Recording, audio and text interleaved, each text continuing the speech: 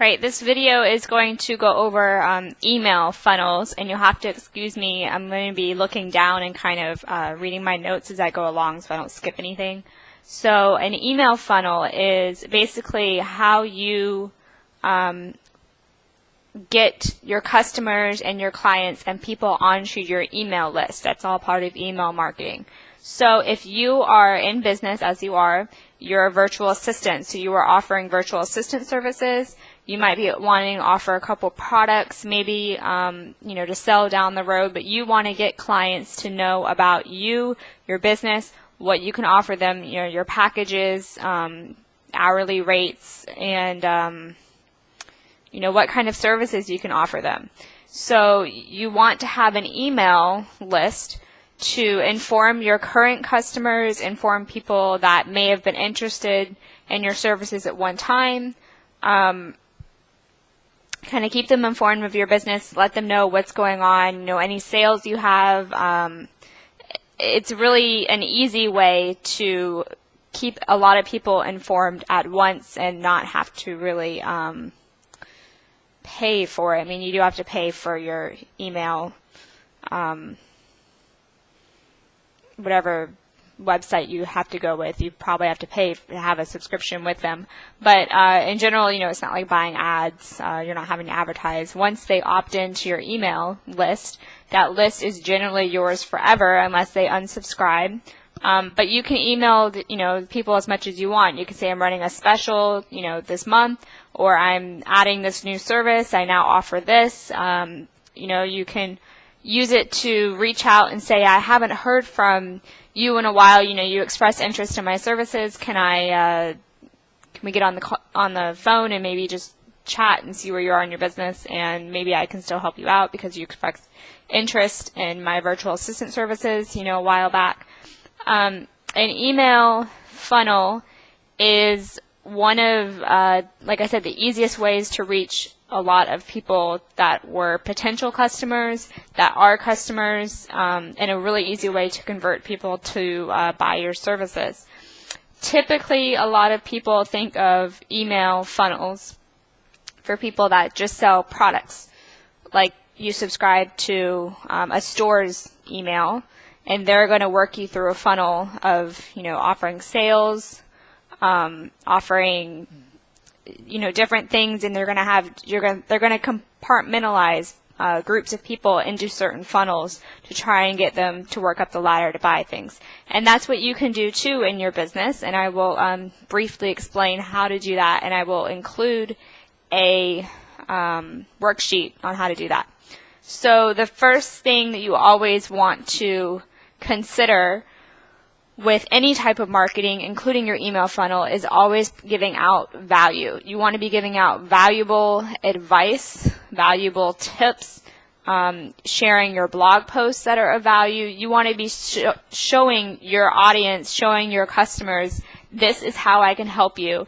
This is how I can improve your business. This is what I can do. This is how I can provide value to your business and provide be of service of you. You don't want to consistently pitch all the time. You don't want to say, okay, here's my sale, here's a special I'm running, here's a product I just reduced for half price, here's, this on sale, that on sale, here's, this new offer I just created, you don't want to consistently do that, unless you're in a launch mode and people have subscribed for that, but you want to kind of gain people's trust. It's fine if you're pitching at the end of your emails after you've given all this free value, after you've shared your blog post, after you've let people get to know you a little bit better. If you just consistently pitch without giving people a reason to know you, without having that connection, people are probably going to unsubscribe. Some people are attracted to that. They like selling all the time, and some customers like that interaction of, oh, they have this offer, that sale, and this, that, and some people aren't. Generally, people are not. Generally, people are going to be turned off by that type of selling all the time. I'm not saying don't sell your services. Of course, everyone has to sell something, but there's a balance between it. I've found that you want to make that connection with your customers first and not just consistently pitch all the time. So, what happens after someone connects to you in an email funnel, so that you generally give something away for free. So if you're blogging, if you have a blog, if you have services that you're offering on your website, you want to have an email funnel. That was that Aweber tutorial I went through earlier. So that gives people somewhere to put their email in, put their name in, and then they get put on your email list. So after that happens, after they get something for free from you with a free ebook, you know, maybe some tips that you put together on working with a virtual assistant, something like that, they opt in, you know, to that. They get a thank you email. You want to thank them for opting into your email list, for getting your free thing, for subscribing, whatever, and say, you know, here's a little bit more about me. This is what I can do for you. And then that's kind of your chance to say this is what makes me different from other virtual assistants. This is how I stand out in my field. This is some testimonials I've gotten from my clients that have worked for me. You want to give them, you know, thank them for opting in, but then you want to give them something a little bit more about you, something that makes you a little bit different from everyone else. You don't want to say, you know, hey, thank you, here's your free thing, okay, bye. You want to give them a reason, you know, a little bit of insight about you, have that connection. The second thing you want to do after doing that is start sending them your blog posts that you've done, start sending them, you know, any type of marketing material that offers them value. You want to keep them subscribed to your list. You don't want to just start pitching and saying, this is how we can work together. This is, you know, I mean, you can say, this is what I offer my clients. You know, let me know if you're interested. But you want to say, here's my blog where you can learn more about me. Here's the great post I just, you know, posted. Here's a testimonial from one of my clients. Give them value again and mix it in with some offers. So don't just give them offers, you know, everywhere. Start sending them value, sending them blog posts, sending them video blogs that you did, sending them a free worksheet that they can work on. Tell them, you know, maybe you think you can't afford a virtual assistant. Here's, you know, what my clients say, how I've saved them so much money by working virtually. Stuff like that you can send them, and sprinkled in with your offers. So hopefully that if you have people on your email list now, you'll have customer A and customer B. So I've segmented my two lists into customers that are in A and customers that are in B. I call them customer A and customer B. So customer A is a previous buyer. They're already your client. They've already bought an ebook that you wrote. They've already, you know,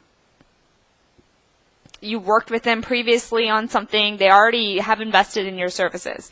Client B hasn't invested in anything, is just on your list, just reading your stuff, hanging out, okay?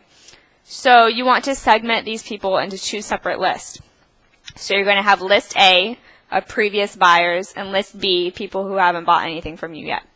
So list A, maybe you can start trying to provide new offers, say, you know, I enjoyed working with you on this project, or you know, I really enjoy working with you as a client. Here's something I can add to our offer or something. List B, clients who haven't bought from you yet, keep working with them, you know, showing your value, saying this is what I can do, this is how I can help, here's how I'm valuable, here's more about my business, here's my blog. Keep giving them that valuable information to try and convert them to buying something so you can move them over to list A. That's the whole point of having an email list.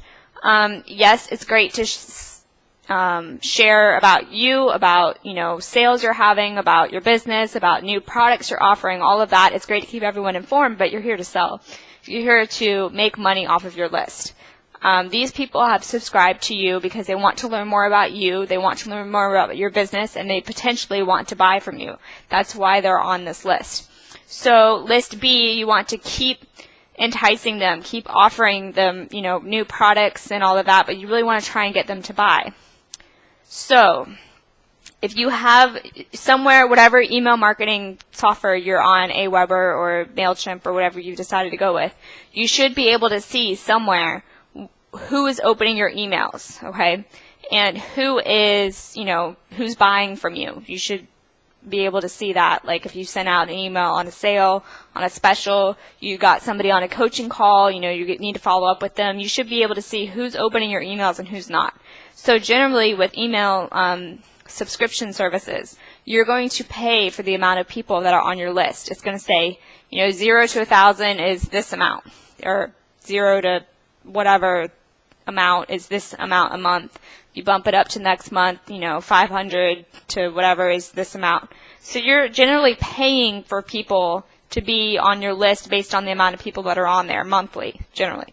So it doesn't really do you any good to have people that are not opening your emails and not responding to you and are just like bumps on a log, just sitting on your email, and they're just not opening anything.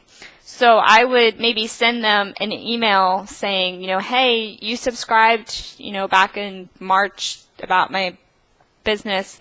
Where are you? Do you currently need a virtual assistant? Are you, still thinking about the investment? Where are you in your business? How's everything going? That kind of thing.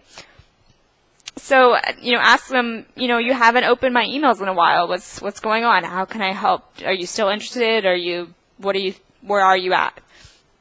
So, they say, I'm not interested in a virtual assistant right now, or, yes, I'd like to still be on your list. So if they say yes, then obviously you leave them.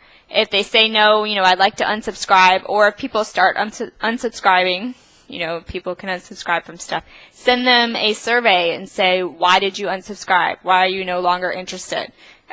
And, have a couple of options and like a little survey or a quiz, so they don't really have to think about it too much. Say, you'll get this a lot from stores when you unsubscribe. You can either say, I'm no longer interested in your service. There wasn't enough value for me. I can't afford you. Whatever, put in there. Okay. So you can figure out, what your people really want to hear from you in an email list. If they want to hear, more about your services, more about what value you can provide, more about tips you have about working with a virtual assistant. They want to know, they want to have more webinars from you. They want to know more about what services you offer, and they don't want to be pitched to. They can tell you right then and there feedback about your email list, and you can take that into consideration. You can then say, someone's already unsubscribed or someone's thinking about unsubscribing, you can then email them or try and follow up with them in some other method and say, hey, I'm sorry you've unsubscribed. I saw that you weren't happy with whatever. Here's a coupon, or here's, still a list of ways that I can maybe help you with your business based on what you said.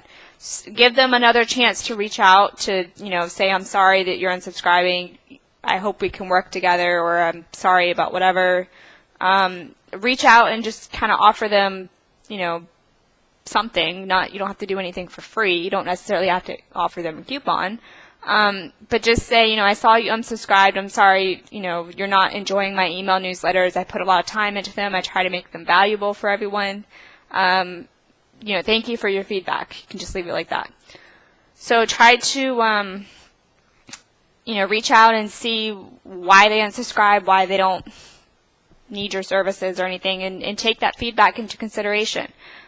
You can also, next to saying, unsubscribe, you can say, would you like to limit the amount of emails you're getting from me? So if you only want to receive 1 email a week, okay, if you only want to get, 2 emails a month from me, put in a couple options about how many emails they would like to receive. Maybe they just are getting overwhelmed by your emails, if you email 3 times a week and they're like, okay, I've heard enough from you. Give them that option too, and then you can have a separate list of people that only want to be emailed twice a week, so you can still stay in contact with them, still consider them a potential lead, and then they're happy and they're not getting as many emails. Or you can say, you don't want to hear from me at all, ever, then just totally unsubscribe. So that's the basics of a email funnel. There's a lot of tweaking and testing that goes on with email funnels. But the basis is that everyone that opts into your email funnel is a potential customer, a potential lead, or someone that has already bought from you. So you want to keep them buying. You want to let people know about your offers, about your services, about how you can help them. And it's a really great way to market. It's really easy. Once you get it down, you can just write up an email and let people know what's going on and send it. You can also lost my train of thought. The main point, though, is you have to still look at all your statistics behind email marketing. Segment people into certain lists and try to get them to buy your services, and so you can better help serve them. You don't want to just send out random emails about your business, because it's a marketing tool. It's not. A lot of people kind of think about email marketing as here's my blog, and they leave it at that. They just use it as a tool to get people to read more on their blog, which is great too. But there's so much more potential to that. There's potentially customers there that a lot of people miss out on, and they don't treat it as a real marketing service. So if you have any questions about creating a marketing funnel, please post them and let me know. If you want me to go over anything in more detail, I can. But that is the really basics overview of a marketing funnel and working people up your list.